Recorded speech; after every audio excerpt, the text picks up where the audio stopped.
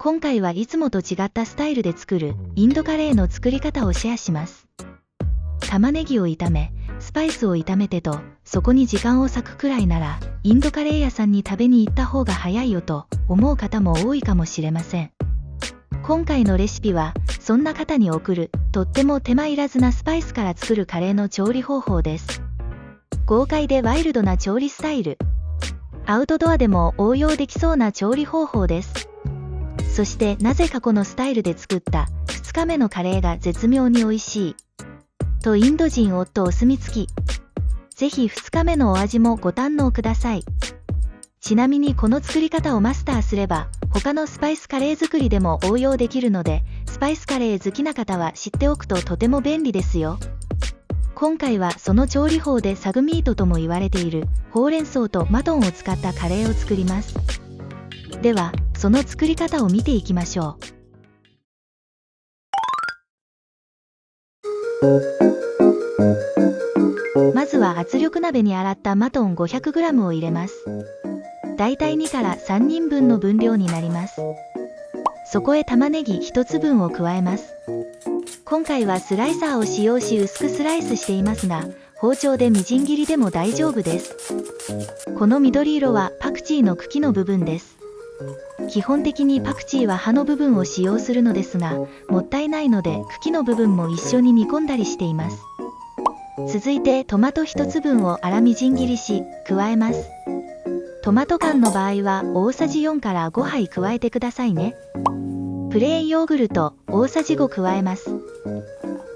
塩小さじ 1.5 と、そこへ以前作ったジンジャーガーリックチリペースト大さじ2加えます。ニンニクと生姜とあれば青唐辛子をみじん切りして加えても大丈夫です。そしてマスタードオイルを大さじ2加えます。マスタードオイルはお肉によく合うんですよね。続いてベイリーフ2枚を手で少し砕いて入れます。同じようにレッドチリホール、鷹の爪2つも砕いて入れます。そしてブラックカルダモンを2つ、クミンシード小さじ1/2、クローブ4つ、ターメリックパウダー小さじ1/2、色付けと辛みでデギーミルチ小さじ2、コリアンダーパウダー小さじ2、そしてカスリメティ小さじ2から3をより香りを出すために手で揉んで入れます。さあ全体を混ぜますよ。手を洗って準備です。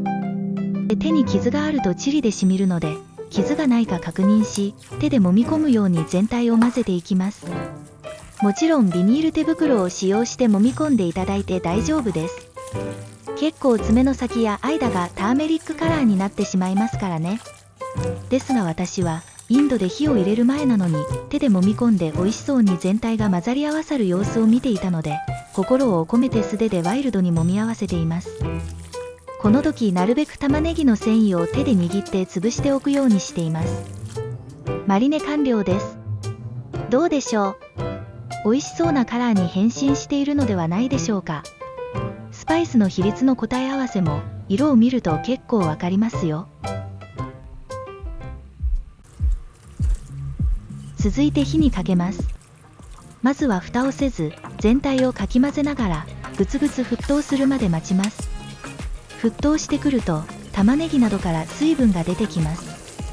動画のように水分が十分でしたら今は水を加える必要はありません。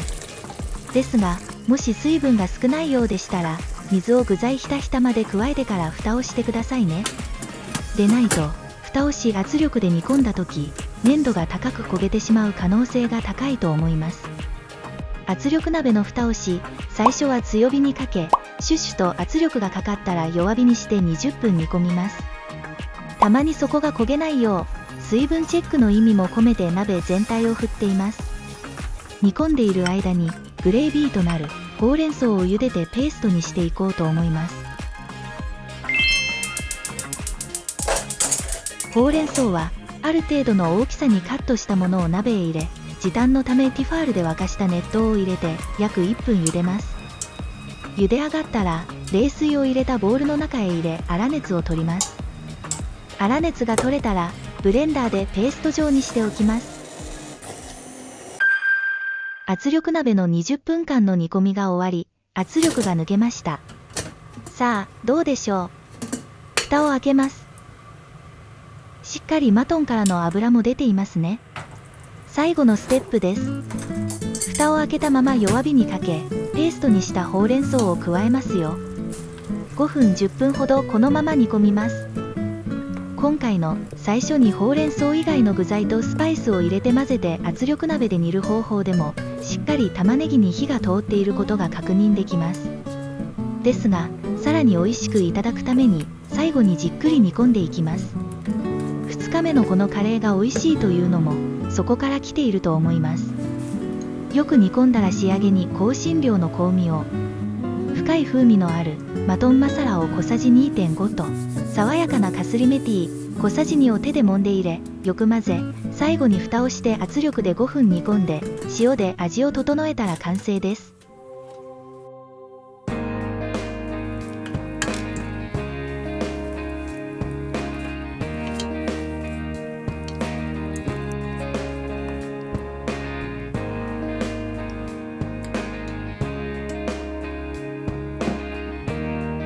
お肉が骨からほろっと取れるほど柔らかく煮込んだサグミート。栄養満点のリッチなほうれん草グレービー。ぜひ、ほうれん草の旬の時期に美味しくいただいてください。